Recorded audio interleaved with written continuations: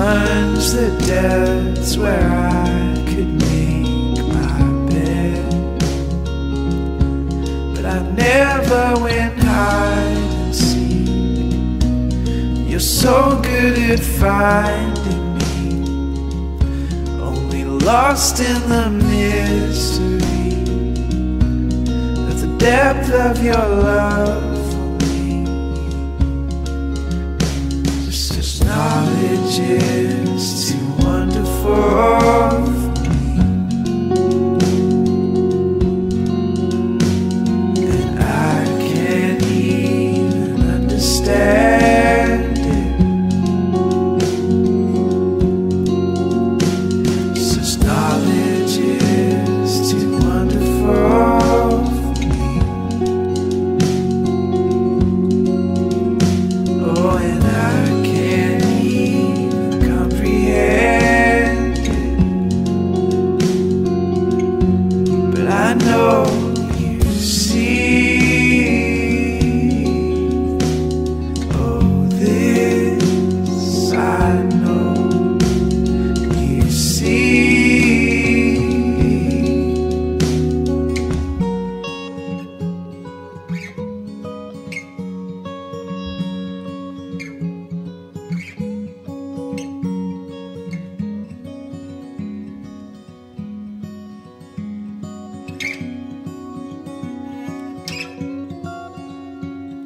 And even where my world is shaking,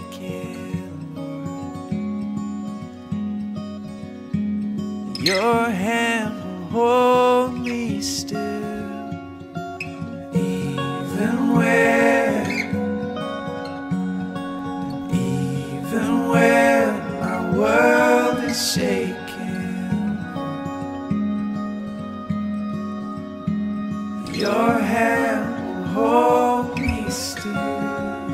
I'm fearfully and wonderfully made. I'm fearfully and wonderfully made. I'm fearfully and wonderfully made. I'm fearfully and wonderfully made.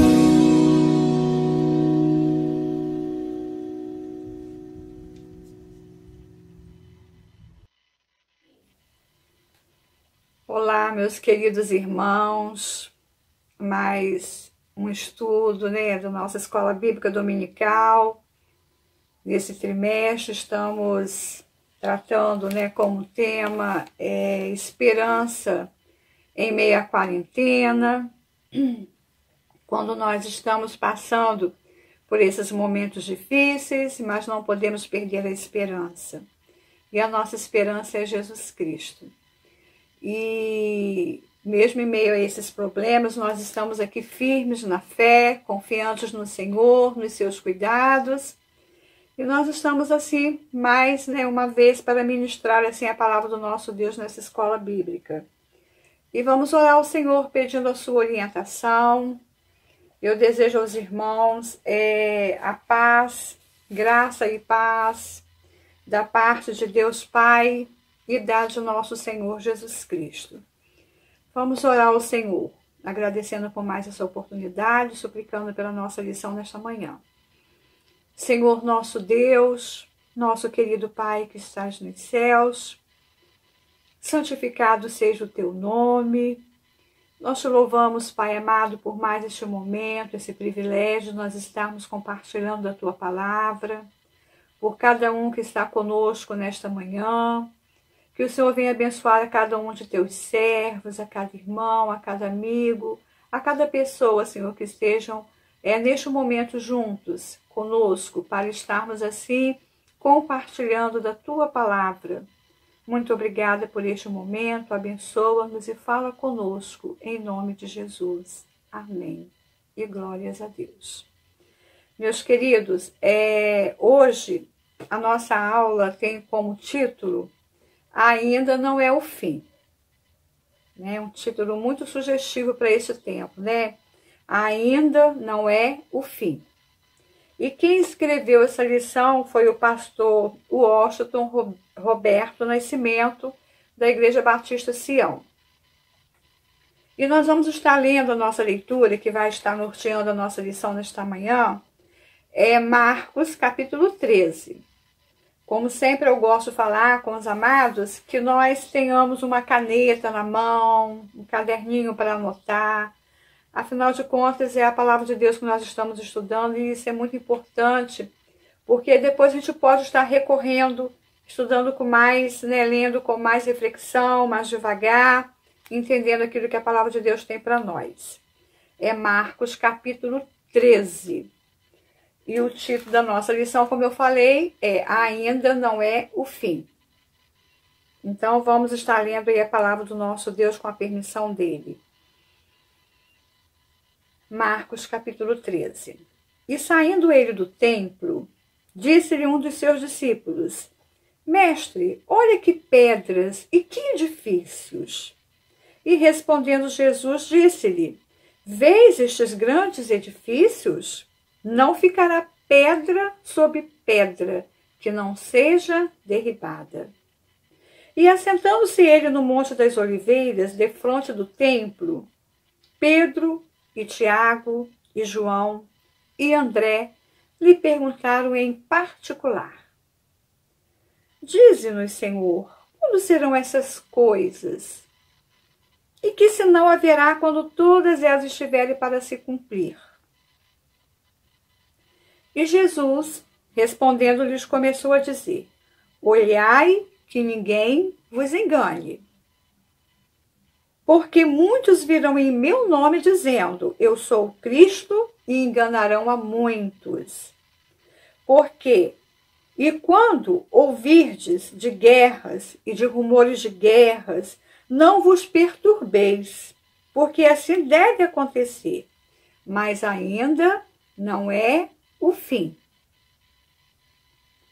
Porque se levantará nação contra nação, e reino contra reino, e haverá terremotos em diversos lugares, e haverá fomes. Isso será o princípio de dores. Mas olhai por vós mesmos, porque vos entregarão aos concílios e às sinagogas, sereis açoitados, e sereis apresentados ante governadores e reis, por amor de mim, para lhes servir de testemunho. Mas importa que o evangelho seja primeiramente pregado entre todas as nações.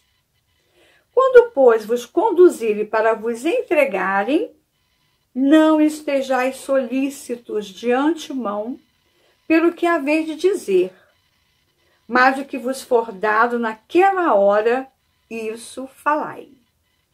Porque não sois vós os que falais, mas o Espírito Santo. E o irmão entregará à morte o irmão, e o pai o filho, e levantar-se-ão os filhos contra os pais e os farão morrer. E sereis aborrecidos por todos por amor de meu nome. Mas quem perseverar até o fim, esse será salvo. Ora, quando vós virdes a abominação do assolamento, que foi predito estar onde não deve estar, então os que estiverem na Judéia, que fujam para os montes. E o que estiver sobre o telhado, que não desça para casa, nem entre a tomar coisa alguma de sua casa. E o que estiver no campo, que não volte atrás para tomar a sua veste. Mas ai das grávidas e das que criarem naqueles dias. Orai, pois, para que a vossa fuga não suceda no inverno. Porque naqueles dias haverá uma aflição tal, qual nunca houve, desde o princípio da criação, que Deus criou até agora, nem jamais haverá.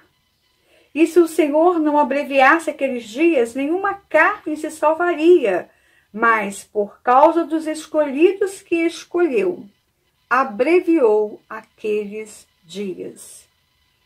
E então, se alguém vos disser, eis aqui o Cristo, ou ei-lo ali, não acrediteis, porque se levantarão falsos cristos e falsos profetas, e farão sinais e prodígios para enganarem, se for possível, até os escolhidos. Mas vós vede, eis que de antemão vos tenho dito tudo. Ora, naqueles dias, depois daquela aflição, o sol se escurecerá e a lua não dará a sua luz. E as estrelas cairão do céu, e as forças que estão no céu serão abaladas. E então verão vir o Filho do Homem nas nuvens com grande poder e glória. E ele enviará os seus anjos e ajuntará os seus escolhidos desde os quatro ventos, da extremidade da terra até a extremidade do céu. Aprendei, pois, a parábola da figueira.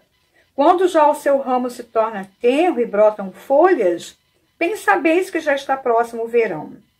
Assim também vós, quando virdes sucederem essas coisas, sabeis que já está perto as portas. Na verdade, eu vos digo que não passará esta geração sem que todas essas coisas aconteçam. Passará o céu e a terra, mas as minhas palavras não passarão. Mas daquele dia e hora ninguém sabe, nem os anjos que estão no céu, nem o Filho, senão o Pai. Olhai, vigiai e orai, porque não sabeis quando chegará o tempo.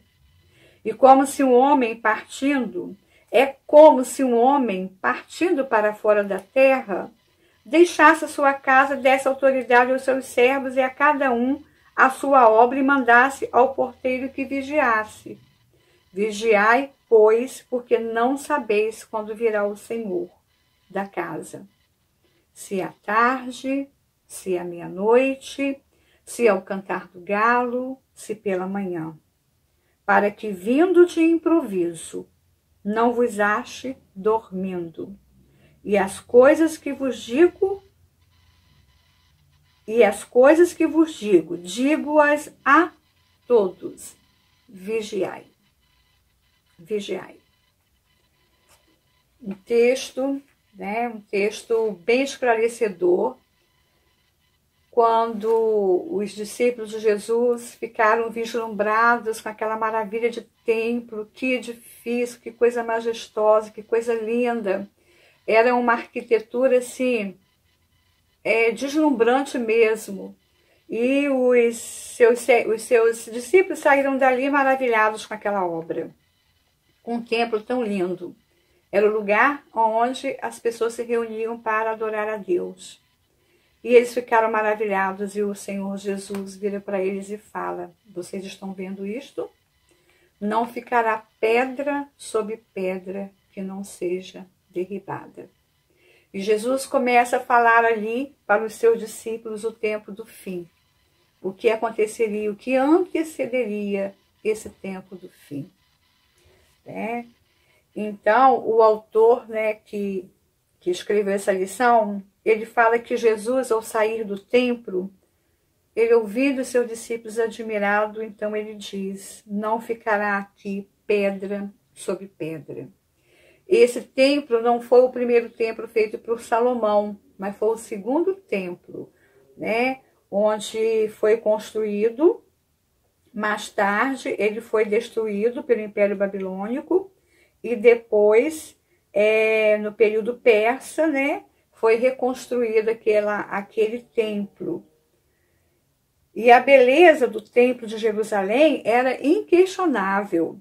Ao ouvir os elogios de seus discípulos a respeito da maravilhosa construção, Jesus, para surpresa de todos, imediatamente prediz um julgamento implacável sobre aquela casa de culto e sobre toda a nação.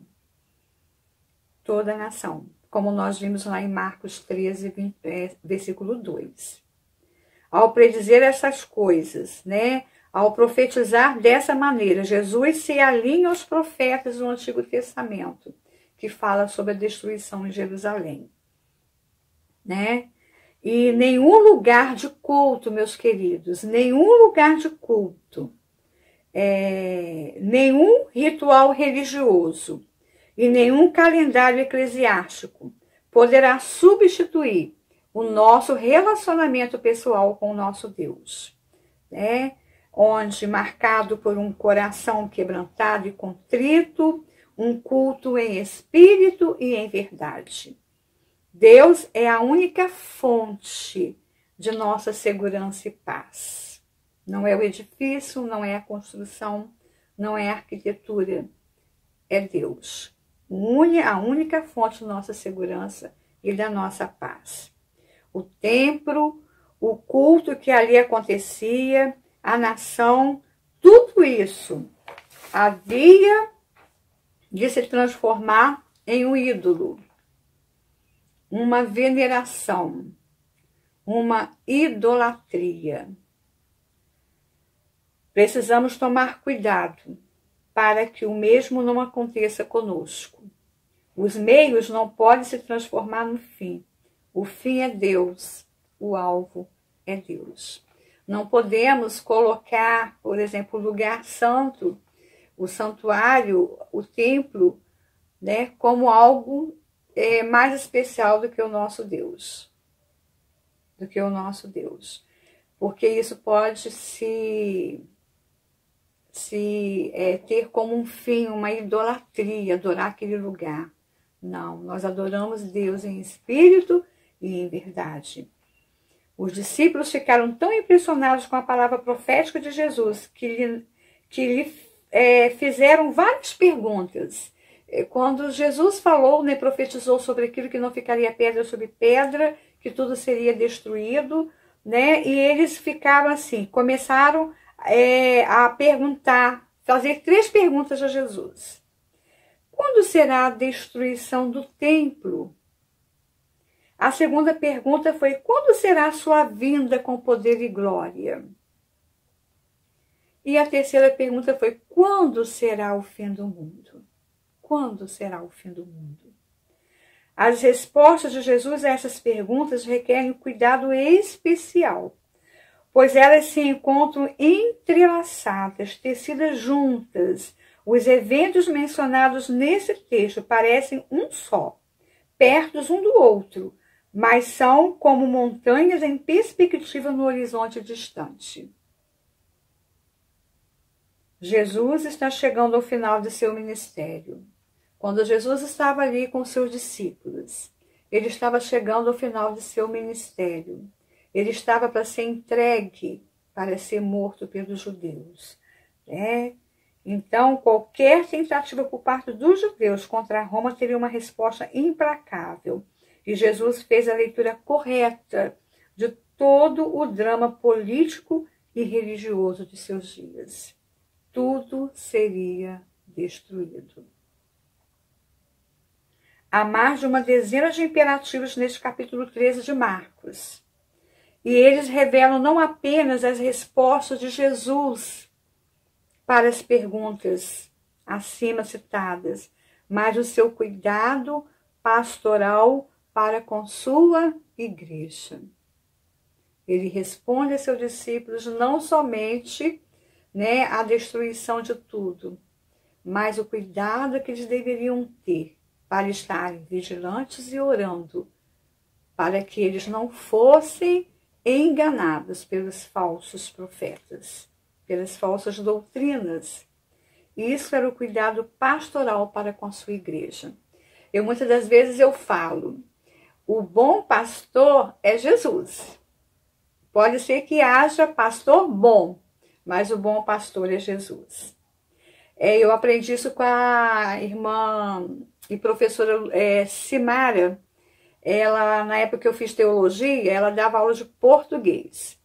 Então, ela frisou bem isso, que quando o adjetivo vem antes do substantivo, é uma ênfase maior aquele substantivo que aquele adjetivo está dando, né? Bom pastor. Primeiro vem o adjetivo para depois o substantivo.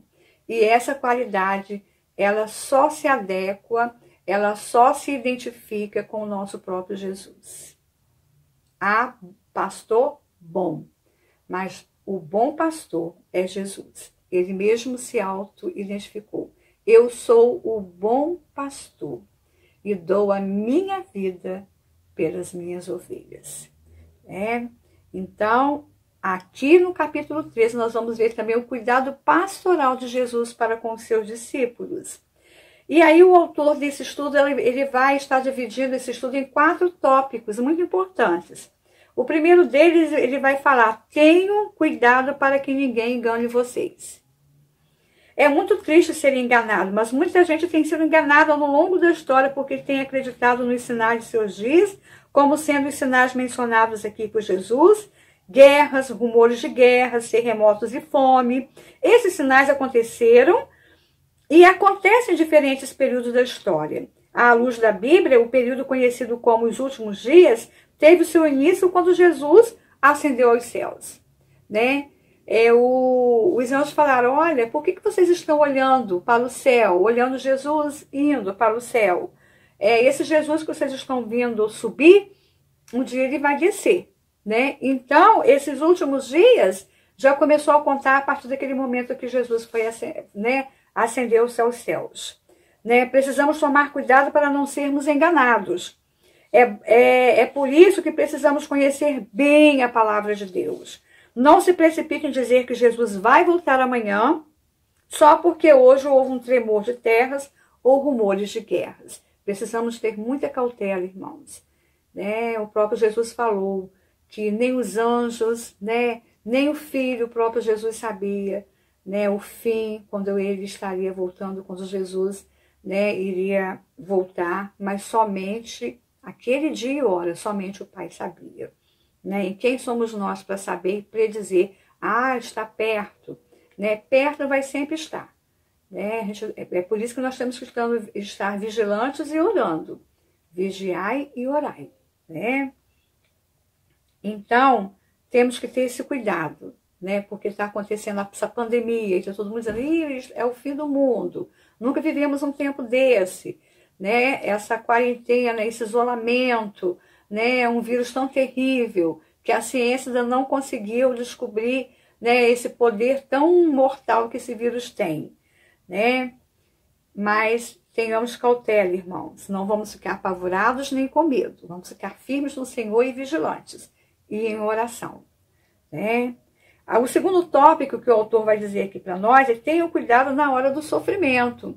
Há pessoas que, quando estão sofrendo muito, eles tendem a abandonar Deus, a culpar Deus pelos seus sofrimentos. Não é assim. Né? Então, Marcos 13, o versículo 9, que nós lemos agora há pouco, né, ele diz assim: vocês precisam ter cuidado, porque serão presos e levados aos tribunais e serão chicoteados nas sinagogas. E aconteceu isso com os discípulos de Jesus. Né? E serão chicoteados. Por serem meus seguidores, vocês serão levados aos governadores e falarão a eles sobre o Evangelho. Né? Falarão a eles sobre o Evangelho. Há muitas pessoas que abandonam Cristo na hora do sofrimento. A Bíblia ensina que é impossível uma vida sem sofrimento, mesmo quando a pessoa procura fazer tudo certo.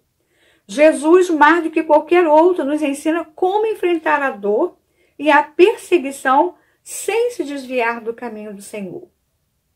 É na hora do sofrimento que mostramos ao mundo que não servimos a Deus em troca de bênçãos, de bênçãos materiais. Nós não servimos a Deus em troca de bênçãos materiais. Deus não compra a nossa fidelidade com favores. Caso fosse assim, nossa relação com Ele seria mercantilista e o nosso caráter mercenário. Só servimos a Deus porque Ele é bom para mim, porque Ele me dá tudo o que eu quero, tudo o que eu peço. Não, nós seguimos a Jesus, servimos a Jesus pelo que Ele é, não é pelo que Ele faz. Existe até um hino muito lindo que diz: não adoro pelo que Ele faz, eu adoro pelo que Ele é. haja o que houver, sempre será Deus, né? Sempre será Deus. Jesus nos ensina fidelidade incondicional a Deus, o seu Pai e o nosso Pai.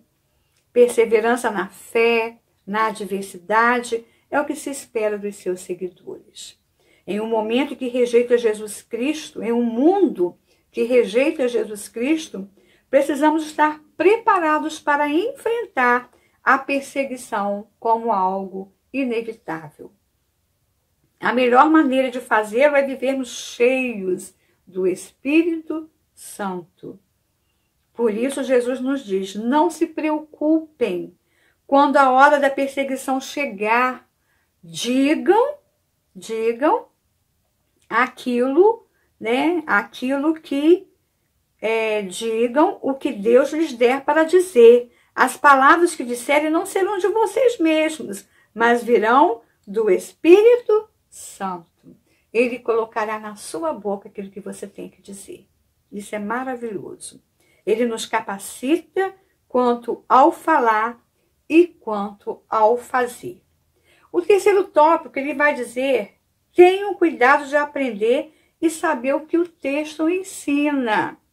Tenham cuidado de saber e aprender o que o texto ensina.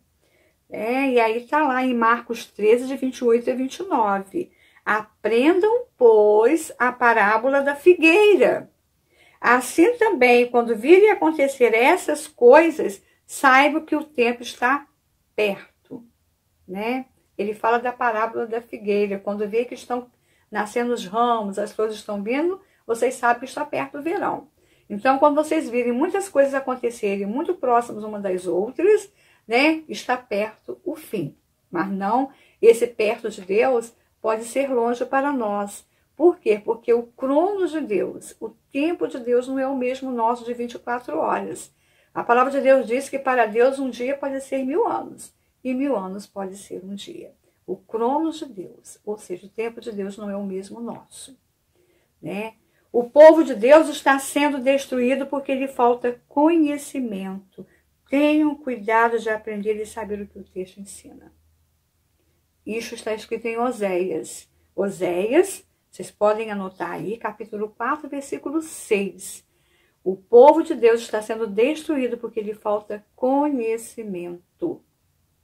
Uma pessoa sem conhecimento se torna vulnerável e pode ser facilmente enganado por falsos mestres, né? Há muitas pessoas que se apresentam em nome de Jesus ou em seu lugar em diferentes tempos de nossa história. Elas podem confundir os crentes que não aprenderam bem a palavra de Deus. E Satanás e seus servos operam sinais e prodígios com propósitos malignos, realizam plágios e imitações fraudulentas do poder de Jesus e torcem o sentido da sua palavra, com propósitos escusos, né? Nós podemos ver, vamos abrir as nossas Bíblias, lá em 2 Coríntios, capítulo 11, 14, 15. O que diz lá a palavra do nosso Deus? 2 Coríntios 11, versículos 14 e 15. Então, o autor aqui ele diz que o maligno, né, ele faz imitações, torce o sentido de suas palavras com propósitos escusos, né? Então, vamos ver lá, 11, 14 e 15. 2 Coríntios, capítulo 11, versículos 14 e 15, diz assim a palavra do nosso Deus. E não é maravilha, porque o próprio Satanás se transfigura em anjo de luz. Não é muito, pois que os seus ministros se transfigurem em ministros da justiça, o fim dos quais será conforme as suas obras. Então, tenham cautela, vigiem, orem, leiam a palavra de Deus, tenham conhecimento dela, para que você não seja enganado, né? E nós vimos lá em Marcos 13, 22 também falando sobre isso, né? E o quarto tópico que o autor aqui vai colocar, tenham cuidado de vigiar e orar. tenham cuidado de vigiar e orar. E estava lá em Marcos 13, que nós lemos, de 33 a 37, né? Ele diz assim: vigiem e orem, porque vocês não sabem quando chegará o tempo. Vigiem. É como a palavra de Deus diz: se a gente soubesse o dia que o ladrão ia à nossa casa para roubar, nós teríamos o quê? Cuidado, né? Nós iríamos estar vigilantes. Né? Vigilantes para que quando ele chegasse, não fosse pego a gente de surpresa. Só que o nosso Deus, Jesus Cristo, quando ele voltar para pegar os seus escolhidos, ele não vai avisar o dia que ele vai chegar. Por isso a necessidade de vigiar e orar. Nós vivemos a cada dia como se fosse o último. Ah, irmã Regina, mas que coisa louca! Eu vou viver o meu dia hoje pensando que poderia ser o último? Não, não é pensando que seria o último, que seja o último.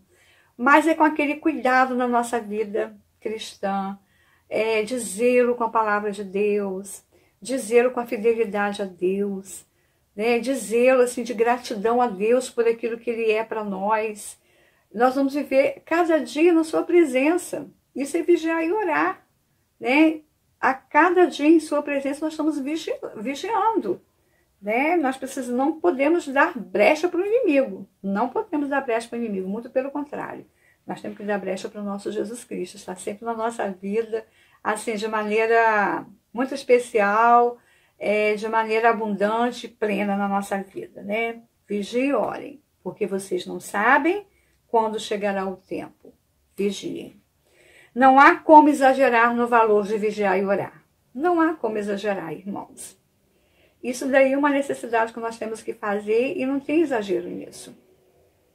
A oração é uma das marcas mais importantes na vida daquele que crê em Deus. Eu fico pensando, meu Deus, irmãos, de manhã pela manhã, a melhor horário de você ler a palavra de Deus e estar orando é quando você acorda. Que coisa boa, que maravilha. Não teve nada ainda que incutiu na sua mente, no seu coração, né? Turbulência, nada. Você acordou, né? Agradecendo a Deus porque você acordou. E como o salmista diz, eu deitei, dormi e acordei porque o Senhor me sustentou. Essa é a alegria no nosso coração de vivermos mais um dia e começarmos o nosso dia vigiando e orando. Lendo a palavra de Deus, você está vigiando, né? Vigiando e orando, quando a gente lê a palavra do nosso Deus. Então, nós temos que fazer isto, vigiar e orar.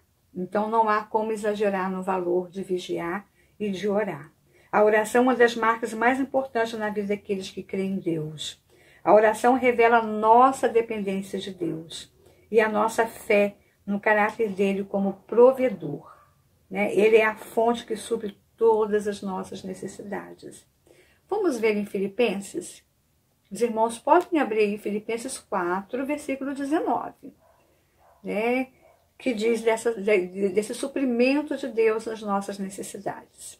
Então, a palavra de Deus, né, lá em Filipenses 4, no 19, ele vai dizer: o meu Deus, segundo as suas riquezas, suprirá todas as vossas necessidades em glória em Cristo Jesus.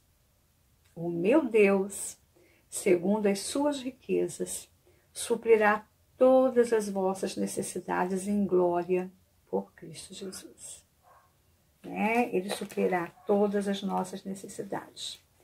Deus pode suprir nossas necessidades materiais, mas as maiores necessidades que temos são espirituais.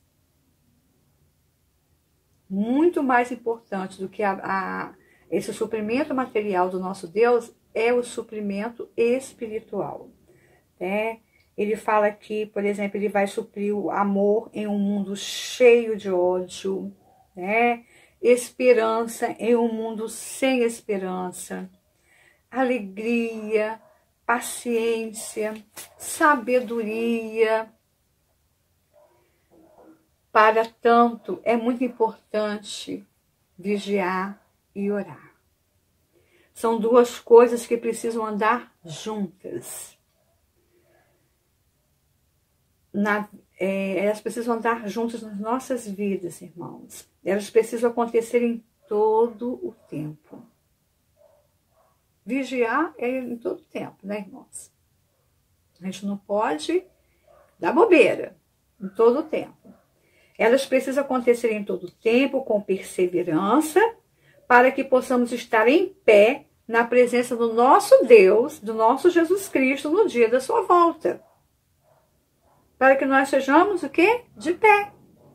Firmes, confiantes, perseverantes, sem vacilar. Vamos ler lá Lucas 21, 36? Lucas 21, Mateus 25 e 24, são textos que está paralelos a este texto que nós lemos de Marcos 13, né? Lucas 21, nós vamos ver Lucas 21, versículo 36, tá? Lucas 21, 36, vocês poderão ver aí também. Diz assim a palavra do nosso Deus. Assim diz o Senhor. Vigiai, pois, em todo tempo, os mais havido por dignos de evitar todas essas coisas que hão de acontecer e de estar em pé diante do Filho do Homem. E vamos ver também o que diz lá em Efésios 6, 18. Carta aos Efésios, capítulo 6, versículo 18. Efésios 6, 18, assim diz a palavra do nosso Deus. Orando em todo tempo, com toda oração e súplica no Espírito, e vigiando nisso, com toda perseverança e súplica por todos os santos. Santos aqui, irmãos, nós precisamos entender a palavra de Deus. Santos aqui são os servos do Senhor, aqueles que são separados. Os crentes, né? A palavra de Deus diz, sede santo, porque eu sou santo. E nós devemos orar uns pelos outros, para que estejamos firmes, estejamos de pé, quando Jesus voltar, e orando e vigiando em todo o tempo, como nos ensina a palavra do nosso Deus. E aqui, para nós concluirmos, né, nós precisamos mesmo ter cuidado de orar e vigiar cada dia como se fosse o último, né, como se fosse o último. Não naquela apreensão, hoje pode ser o último dia, não. É como se fosse o último, é na questão de nós estarmos vigilantes e orando em comunhão com Deus, não deixar de estar nessa comunhão, nessa contrição com o nosso Deus. E isso não depende de igreja, porque se dependesse de igreja, nós, por exemplo, temos culto aos domingos, pela manhã e à noite. Agora, nesse momento de pandemia, nós temos, né, só mesmo online na quarta-feira, né, e temos as outras coisas online, né, durante a semana. Mas a nossa comunhão, a nossa vigilância, a nossa oração, todos os dias, em todos os momentos, em nossa casa, onde quer que nós estejamos. É como diz, a adoração ao nosso Deus não está atrelada a um lugar. Está atrelada à pessoa, né? Eu sou o templo do Espírito Santo. Eu sou a casa de Deus, né? Nós somos a igreja, né? E nós precisamos estar vigilantes, sim, em todo o tempo. E aí o nosso autor aqui, para concluir esse estudo, ele vai dizer para nós, né, como nós já vimos, que Marcos capítulo 13, ele tem 3 perguntas assim cruciais para nós, né? Como lá, quando será a destruição do templo? Quando será a volta de Jesus? Quando será o fim do mundo? As respostas de Jesus, em resumo, são: ninguém sabe o dia e a hora. Ninguém sabe. Mas vocês precisam estar preparados. Preparados. Pois pode ser qualquer momento. sabemos que a destruição do templo de Jerusalém, ele aconteceu no ano 70 depois de Cristo. Nós estamos no ano de 2020, quantos anos se passaram? Né? Fazendo a conta aqui, eu acho que 1950 anos. Né? Deus virá, ele voltará e a sua volta sem demora, ainda que alguns a tenham por tardia, está demorando muito. É como eu falei, o cronos de Deus, o tempo de Deus não é o mesmo nosso. Nós temos que estar vigilantes e com esperança que quando ele voltar, nós estaremos preparados, aguardando a sua vinda, que virá em esplendor e grande glória. Precisamos estar preparados. Lembremos da história da mulher grávida que Jesus contou, que está escrito lá em João 16, de 20 a 22. Os irmãos gostariam de ler? Vamos ler lá. Evangelho de João, capítulo 16, versículos 20 a 22. João 16. Ele fala da mulher grávida. Jesus fala da mulher grávida. De 20 a 22. Vamos ler assim? Na verdade vos digo que vós chorastes e vos lamentareis, e o mundo se alegrará, e vós estareis tristes, mas a vossa tristeza se converterá em alegria. A mulher, quando está para dar à luz, sente tristeza, porque é chegada a sua hora. Mas depois de ter dado à luz, a criança já se não lembra da aflição pelo prazer de haver nascido um homem no mundo. Assim também, vós agora, na verdade, tendes tristeza, mas outra vez vos verei, e o vosso coração se alegrará, e a vossa alegria ninguém vos tirará. Então, o que ele quer dizer aqui é que momentos de aflições que talvez nós venhamos a ter, como os seus discípulos tiveram de serem mortos por causa de Jesus, por causa de serem discípulos de Jesus, né? E nós também não sabemos o que nos aguarda, se vamos ser perseguidos. A igreja de Jesus Cristo já é perseguida em alguns lugares. As igrejas, elas, em alguns lugares, elas se reúnem secretamente, porque elas não podem se reunir, não têm liberdade. Então já são perseguidas, as igrejas perseguidas. E nós, aqui no Brasil, nós temos ainda liberdade de culto, liberdade de você dizer que você é um seguidor de Jesus. Mas quem sabe até onde vai essa nossa liberdade? Só o nosso Deus sabe. Então, nós precisamos saber que, mesmo que venhamos a sofrer aflições, nesse tempo presente, porque seguimos a Cristo, a nossa tristeza se converterá em alegria. E Jesus faz aí uma comparação com a mulher grávida. Eu, por exemplo, tive 3 filhos. E todos os 3 filhos foi parto normal, porque eu tive filhos já faz bastante tempo, e naquela época era muito difícil você fazer uma cesárea, era filho normal, você tinha parto normal. Então, a dor é muito grande, irmãos. Eu sentia muita dor. Eu via lá as mulheres chegando e logo tendo seus filhos sem sentir tanta dor, e eu ficava, às vezes, 12 horas, 24 horas sentindo dor, mas dor mesmo, uma atrás da outra. E até um certo dia eu perguntei para o médico, acho que foi no terceiro filho meu, não, foi na segunda, minha filha. Aí eu perguntei por que uns chegam lá rapidinho, têm seus filhos, e eu sentia tanto, demorava tanto a ter meus filhos. Aí ele me explicou o porquê, Ele falou, a senhora tem um colo raso, por isso que a senhora sente tanto para dilatar. E a dor é muito grande mesmo, a gente sente muita tristeza mesmo quando vai chegar a hora. Mas depois que a gente tem um filho, a gente fica tão feliz, tão alegre, é uma maravilha você ver seu filhinho no seu colo, que você esquece as dores que você teve. O primeiro filho eu sofri tanto que eu jurei nunca mais ter filhos. E eu tive mais 2 depois disso. É uma dor esquecida, como as pessoas falam, pela alegria de ter um filho nos braços, de colocar um filho no mundo. Então, assim vai ser também a nossa tristeza, quando vier essa aflição.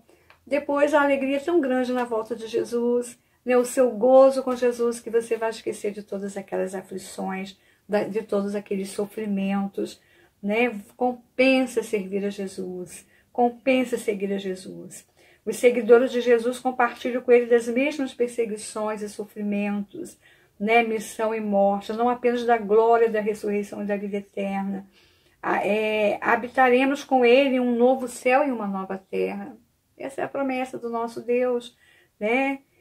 Vamos, pois, continuar servindo com fé e amor, e estejamos prontos, né? Ele é a nossa alegria e esperança. Vigiemos e oremos. Isso é o que nós temos que fazer, e na alegria do Espírito Santo na nossa vida. Amém? E para pensarmos e agirmos, o autor vai fazer algumas perguntas para a gente aqui, né? O que fazer para que o templo, a liturgia dos cultos e o calendário religioso de nossa igreja não tome o lugar de nosso relacionamento pessoal com Deus, né? O que fazer para que o templo, a liturgia, né, os cultos, o calendário religioso de nossa igreja não tomem o lugar do nosso relacionamento pessoal com Deus?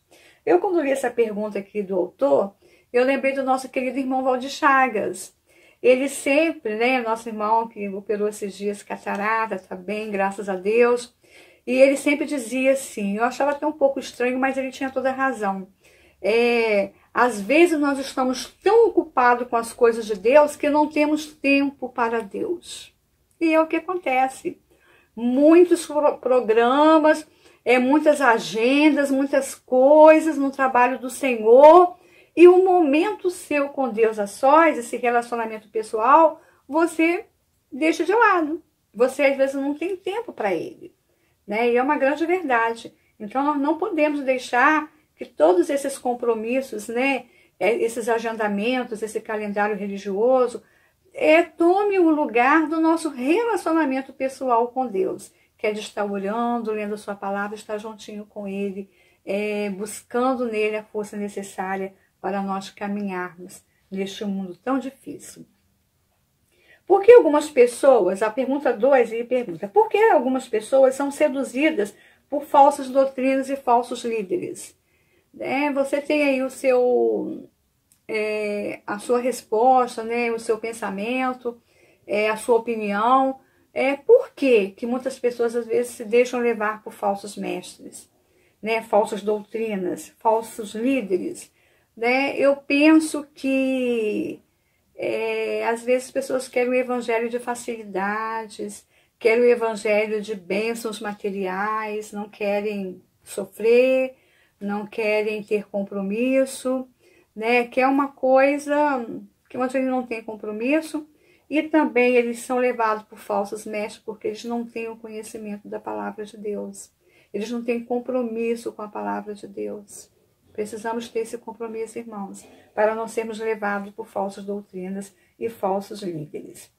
Como fazer para ter profundidade na Bíblia, na oração, na vigilância? Como fazer para ter profundidade na Bíblia, na oração, na vigilância? Lendo a palavra de Deus e orando. Dando prioridade a isso aqui, o alimento espiritual. Se eu levanto pela manhã e logo não faço isto, de ler a Bíblia, de orar, o meu dia não tem produtividade. Mas sempre que eu faço isso, eu procuro fazer isso, o meu dia rende, eu tenho forças para fazer muita coisa. Às vezes a minha filha até brinca, mamãe, a senhora está com muito mais disposição do que eu, né? E olha que a minha filha tem 4.1 e eu tenho 6.4. Mas o Senhor renova as nossas forças, né? Porque esse alimento espiritual, ele nos dá também forças no físico, não só no espírito não, irmãos, dá no físico também, experimentem isso. Mas eu tenho que levantar cedo para ir trabalhar. Levanta meia horinha antes, você não vai estar perdendo tempo, não, você vai estar ganhando tempo, você está investindo o seu tempo e você vai ganhar muito com isso. Precisamos mostrar ao mundo, né, que não servimos a Deus em troca de bênçãos materiais. Como isso é possível em tempo de sofrimento? Precisamos mostrar ao mundo, irmãos, que nós não servimos a Deus por aquilo que Ele faz para nós, em troca de bênçãos materiais. Jesus, né? Certa feita ele falou para os seus discípulos: buscai primeiro o reino de Deus e a sua justiça, e todas as demais coisas vos serão acrescentadas. Eu não busco a Deus pelas bênçãos materiais. Eu busco a Deus porque eu preciso de salvação. Eu busco a Deus porque sem Ele eu nada posso fazer. Jesus Cristo é o meu Senhor e o meu Salvador. Único, suficiente. Não preciso de mais nada. O que eu faço não é para acrescentar nada, né, à minha salvação, mas é porque Ele me salvou. Interessante que essa semana eu comecei a ler um livro. Eu quando fiz teologia, em 2012, que eu comecei minha teologia, foi em 2012, no Seminário Batista em Campos, eu tinha lá a irmã Tereza, acho que eram 3 vezes na semana, ela sempre tinha livros lá. E eu não deixava de ir lá visitar a irmã Tereza com aqueles livros, e eu amo ler, eu gosto muito de ler. E nessa pandemia eu estou tendo muito mais tempo para ler. Antes eu não tinha por causa do trabalho, muita coisa, mas hoje eu tenho tempo de ler, porque eu tenho muitos livros em minha casa, graças a Deus. Eu sempre comprava livro da irmã Tereza lá, porque é a ferramenta, né, da gente como professor, como líder, é a ferramenta que nós temos, é a Bíblia, e mais bons livros, né, livros de autores sérios, né. Eu seleciono muito os livros que eu compro, eu selecionava muito. Ultimamente eu não compro, né, já terminei meu seminário, mas eu comprei muitos livros e estoquei livros na minha casa, assim, livros maravilhosos, A Cruz de Cristo. E eu estou lendo essa semana O Despertar da Graça, né, de Charles Swindoll, né. É um dos livros que eu penso que todo líder deveria estudar, deveria ter na sua biblioteca, né. E eu separei aqui na página 22, deste livro Despertar da Graça, para falar para os irmãos muito rapidinho, uma frase aqui, né, que ele diz assim, são muitas coisas boas que tem esse livro. Ele fala assim: mas quando a graça e a verdade vieram por intermédio de Jesus Cristo, uma revolução do coração, há muito esperada, começou a libertar os cativos religiosos. Ele fala: o fardo do medo motivado pela culpa foi substituído por uma nova motivação de seguir a Jesus. Em verdade, em espírito e em verdade, né? Surgida simplesmente por profunda devoção e prazer. Em vez de concentrar-se nas obras da carne, Jesus falou do coração. Em vez de exigir que o pecador cumprisse uma longa lista de exigências, ele enfatizou a fé, que precisava ser apenas do tamanho de um grão de mostarda. Tem muitos assassinos da graça, irmãos. Nós não somos salvos porque merecemos, por nossos méritos. Nós somos salvos pela graça. Ah, se não fosse a graça, nenhum de nós nos salvaríamos. Então, meu querido irmão, vigiar e orar é bom para você se fortalecer, e é bom para você estar naquela expectativa da volta de Jesus. Porque essa volta vai ser de alegria muito grande para nós, não vai ser de sofrimento, vai ser de alegria, de gozo, de paz, tudo de bom. Eu não sei nem expressar para os irmãos. Então, não fique livre da culpa, né? Porque Jesus veio já pagar essa culpa. Como o autor ele fala que Jesus falou o coração, em vez, né, de ficar pensando em regras e mais regras, né? Não é isso, ele enfatizou a fé. Uma fé que precisa tão somente ser do tamanho de um grão de mostarda, que é a menor das sementes. Nem precisa ser tão grande a sua fé, mas ele enfatizou a fé, né? E Paulo escreveu lá em Efésios 2, versículos 8 e 9. Porque pela graça sois salvos, por meio da fé. Isso não vem de vós, é dom de Deus, não vem das obras, para que ninguém se glorie. Que Deus nos abençoe, meu querido irmão. Viva essa graça, essa maravilhosa graça. Que essa graça possa ser despertada no irmão. e no amigo, né? Que você precisa tão somente crer em Jesus Cristo como Senhor e Salvador de sua vida e viver uma vida piedosa, uma vida na presença de Deus, vigiando e orando em todo o tempo, né? E lendo a palavra de Deus, aprendendo de Deus, procurando entender o que Deus tem para dizer para você. Leu a primeira vez, não entendeu? Leia 2, leia 3, leia 4, e o Espírito Santo de Deus vai te dar entendimento da sua palavra. E muito bom estar com os irmãos. Lição maravilhosa, irmãos. Tempo de quarentena, né? Quarentena, né? Esperança em tempo de quarentena. A nossa esperança está em Deus. Onde está a sua esperança, meu querido? Não tenha medo de nada. Viva cada dia intensamente, alegre, forte, feliz, confiante, se cuidando sim. A pandemia não acabou. Eu fico muito preocupada de ver que as pessoas às vezes estão facilitando tanto, como se a pandemia tivesse acabado. Não acabou não, meu querido. Vamos ter confiança em Deus sim, e vamos fazer aquilo que Deus deixa para nós fazermos. Ele vai fazer aquilo que nós não podemos, para nos livrar de todo o mal. Que Deus nos abençoe, né? Ainda não é o fim. Ainda não é o fim. Isso quer dizer também que o fim virá, mas ainda não é o fim. Não tenhamos medo, tenhamos confiança, firmes, sabendo que não é nós que seguramos na mão de Deus, não.